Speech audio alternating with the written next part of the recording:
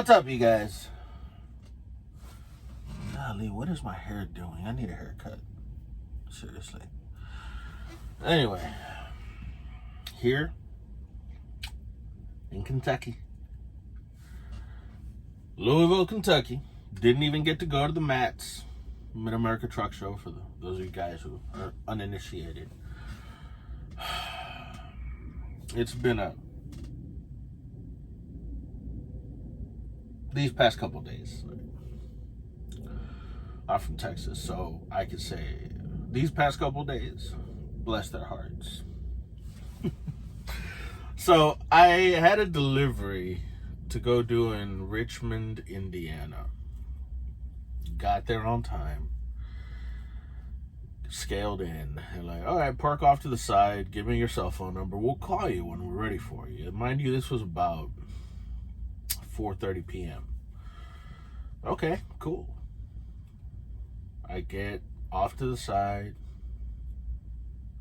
Wait for the call. After about an hour and a half, I'm like, I'm gonna take a nap. Go in the back, put the Darth Vader mask on, and go to sleep.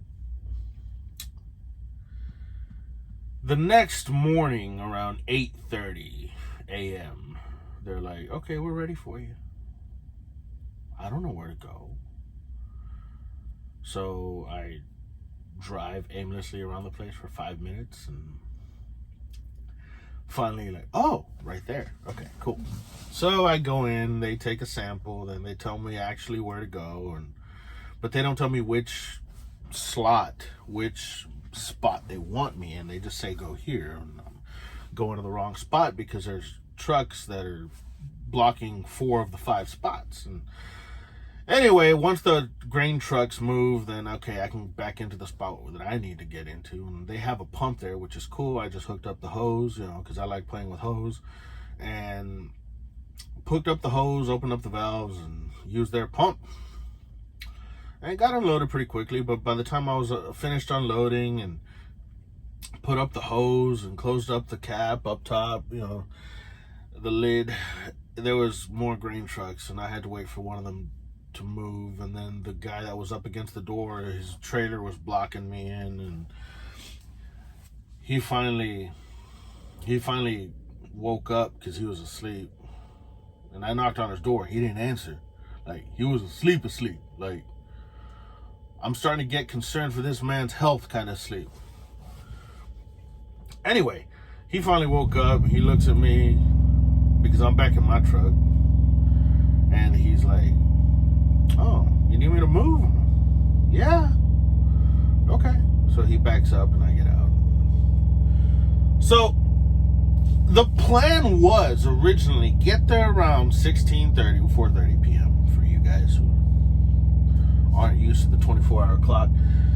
Get there around 16:30, unload, leave as soon as possible, drive about 190 miles to Louisville, Kentucky, to the tank wash. Park overnight, get washed out in the morning, and then head up to wherever the heck my next pickup is. I don't know. I don't want to, excuse me.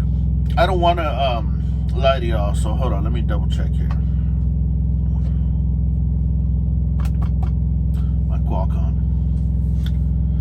I know navigation is not responding. I don't need navigate. Except, I guess.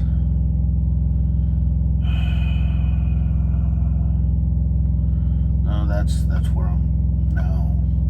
So, my next pickup is in Robards, Kentucky. About 150 miles away. But I'm in Louisville. And I get here. So the plan was to get washed out that morning and leave and go to Robards, Kentucky, and pick up the next load that's headed up to Pennsylvania, just on the western Pennsylvania, just on the other side of the Ohio border. So being stuck overnight kind of nipped that in the bud. I get to the tank wash on the day I wanted to get here, but I got here yesterday around 5 p.m. It was closed. Well, that pushes my pickup. That pushes my delivery. Not much you could do. So, I park because I've never been here before. And of course, the Macro 19 has no directions or no instructions on what you do. It just says, oh, hey, you can drop here. Apparently, there's a whole drop yard in the back I didn't know about. But whatever. That's beyond the point. Luckily, a gentleman shows up, another prime guy. He's bobtail. He just rolls onto the back. I'm like, yo, brother, what do I do? Help me. He's like, oh, okay, just drop your trailer, come park over here. Okay, cool. Well, I dropped my landing gear and unplugged from the trailer, but I'm like, hey, I ordered wings and they're not here yet, so I'll just chill here. I mean, nobody else is here. And my wings get here, and I'm like, well, I mean, I'm already here. I might as well eat my wings, I mean, nobody's here. I'm not going anywhere anytime soon. So I'm about 8 wings in to my 10 wing combo, and I get a call from Prime. I'm like, crap. They're going to take this load off of me. They're going to be upset. Nope. Night dispatch was like, hey, man, you busy? I'm like, just eating wings. He said, well, I got a food grade truck about 90 miles from you that has a bad fitting on his hydraulic lines. Can you go help him out?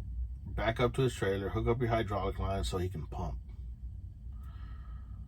I asked the question that any good brotherhood trucker would ask, because I'm clearly going to go help this guy, but it's my responsibility to ask. Am I getting paid for it? Of course I'm getting paid for it. Come on, man. So I'm like, yeah, sure, cool. So I put up the last 2-3 wings in the fridge, stow away my stuff, and I'm like, all right, let's go. I'm bobtailing over there. And I bobtail about 100 miles to the place and helped this guy pump his trailer. He was really grateful. He gave me brownies, not special brownies, just brownies. And so I drove 100 miles back and got here around 2 in the morning, went to sleep, woke up, and it is now, check the time, it is now 10:20 a.m. local time. And they just now put the trailer in the wash bay. Yep. So, let's analyze this situation. Let's Encyclopedia Brown this situation, okay? So, my pickup is in Robards, Kentucky, scheduled on the 25th, all day, between 0800 and 2359, from 8 a.m. to midnight on the 25th. It is now the 27th. Yep. Okay. So, the delivery is in Meadville, Pennsylvania, scheduled for the 28th at 0700, 7 a.m. I'm not gonna make it. Now I let dispatch know. Stuff happens. Do what you can when you can. Send an ETA when you can. It's not my frustration isn't with dispatch. It isn't with the job that dispatch is doing. It's not with Prime. It's not with Tanker. It's just the fact that everything. It's not with the Tanker work. It's just everything gets so pushed aside, and I'm more used to the hustle and bustle of reefer, where, hey, this load's got to get there on time. And obviously, I try my darndest to get there on time all the time and safely. But, it's an issue with reefer as well, where, oh, you better not be late. Now, Prime doesn't say that, it's just a general mindset that I always have about myself. You better not be late. And you get there on time. I like to get there early, at least an hour early. Unless it's Walmart, then it's no more than an hour early. But I like to get there early, as early as possible. I'd rather get there a day early and sit some distance away at a safe parking location like a truck stop or rest area and deliver on time, right? I'd rather do that than show up 15 minutes early, okay? So, but then it's frustrating because you're busting your hump to get there early. And then only to be told, well, you gotta wait. And then you end up waiting overnight. Like, that's a kick in the nads right there. But, that's trucking. It might sound like I'm complaining, but I'm not. I'm just venting. Because hashtag trucking life lessons with Gonzo. When you're gonna unload a tanker, you have to open up the lid. It's called venting, right? If you don't open up the lid, the suction created by the hydraulic pump can collapse the tanker. It's much like life. If you don't vent, you will collapse. You will implode upon yourself. So, venting is important. Now, there's a difference between venting and complaining. You see, complaining involves blame. Now, not always. I'm just generalizing here. When you complain, it's about other people's fault. Oh, well, they messed this up, and, oh, well, it's not my fault. Everything in life is your fault. That sounds bad, but it's really not. I mean, if you think about it, if you really, really think about it, everything in life that happens to you is your fault. That's not a bad thing. It's just the truth, okay? Yes, I sat there overnight, okay? But there's some blame that could lie with the receiver because they didn't have enough room for the product that they ordered. But ultimately, whose decision was it to take that load? This guy. Whose decision was it to come back to trucking? This guy. Whose decision was it to go tanker? This guy. Okay? That's how life works. If something doesn't go your way, you can't go blaming everybody else because it's your decisions that have led you to that place. And if it's not working for you, you can move on. But then if it doesn't work wherever you go, guess what, buddy? It's your fault. So suck it up, Buttercup, and find something that works. I know this because this happened to me. I left Prime.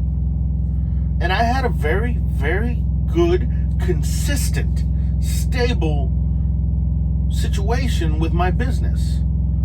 I was profitable, very profitable. I was going home every 2-3 weeks. Most I was ever out was like 4.5, 5 weeks. But that was, I had PM done, long story, whatever. I was getting the home time that I wanted. I was getting the money that I wanted, and I left because I thought the grass was greener on the other side. And it wasn't. Now, I could go and blame the company that I was working for, and I could talk about how they're not training properly, and I could talk about their practices and how when I needed to fuel the truck, they just sent me a link to a YouTube video. I could talk about that. I could bring their name into it, but I'm not going to. You know why? Because it's me. I'm the one that decided to leave the situation I was in and go into that situation. I put myself in that position.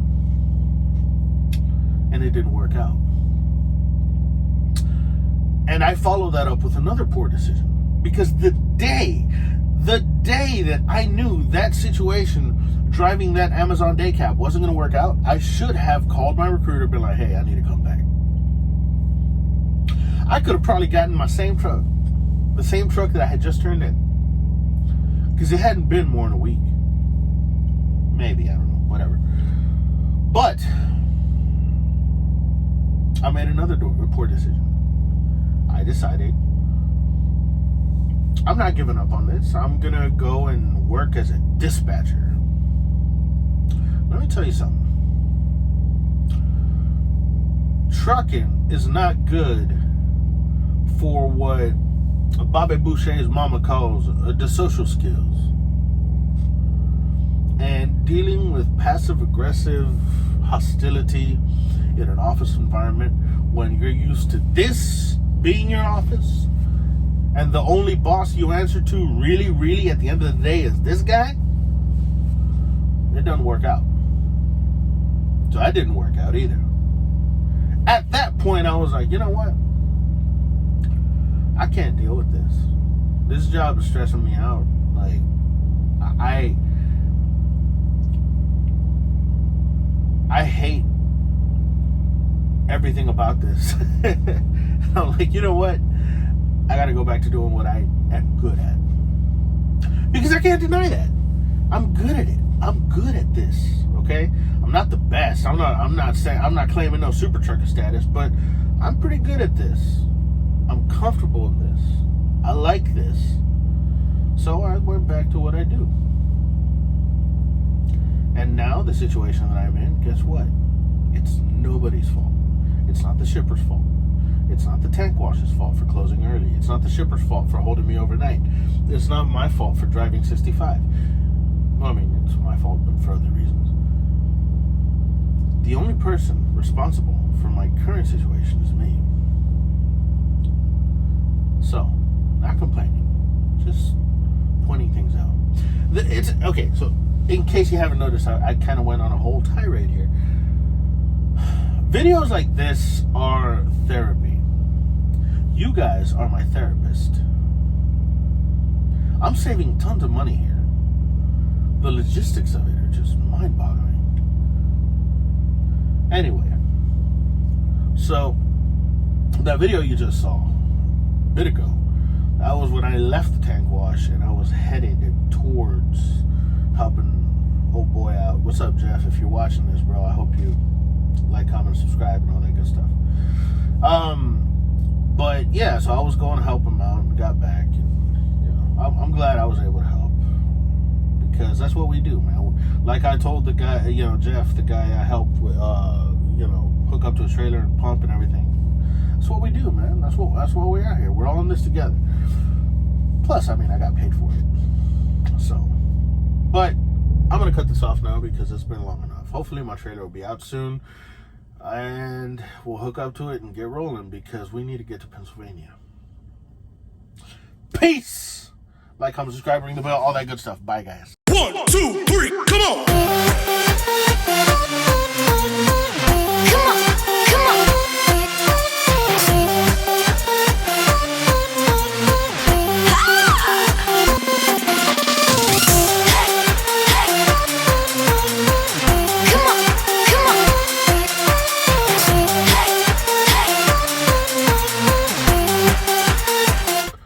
Okay, you guys, so we spoke earlier, but I'm back. I'm at a shipper. Sorry, I just ate.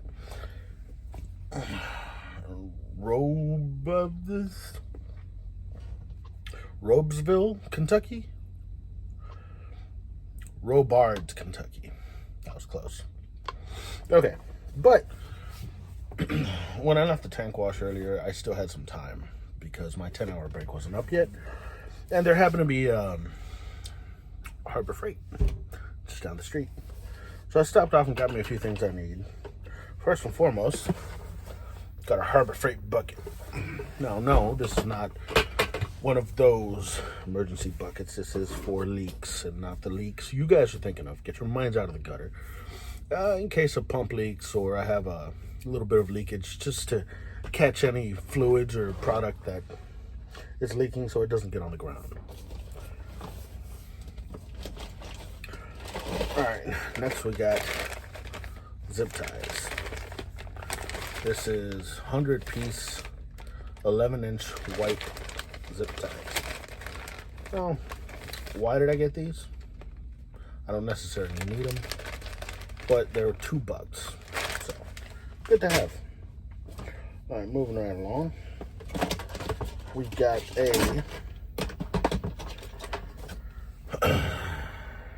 blue steel taping knife for when I need to shave. Now, this is actually, in all honesty, to scrape excess grease off of my fifth wheel.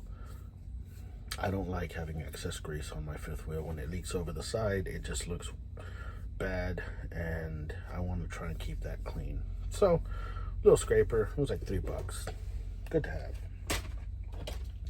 All right, let's see. I got a Pittsburgh 3/8 inch drive ratchet with 72 teeth.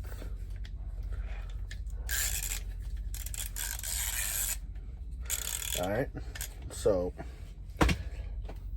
now to go along with that, I got a Pittsburgh 1/2 inch drive.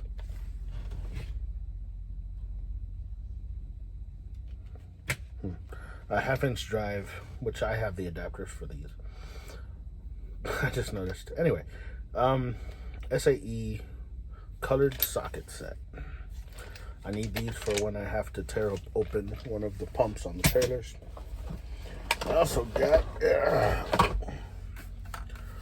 combination wrench set, SAE and metric. You know, for stuff, reasons. All right, we got a set of Hardy work gloves. These have that rubber stuff on them, just to keep the hands clean. I'm kind of low-key obsessed with gloves. All right, we got our annual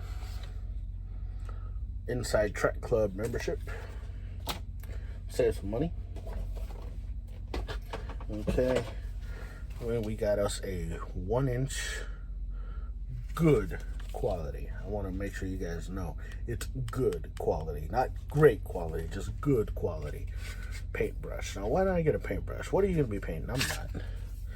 You spray some interior cleaner and use this to get in between all the nooks and crannies of stuff, and it's just good to have. Help keep the truck clean.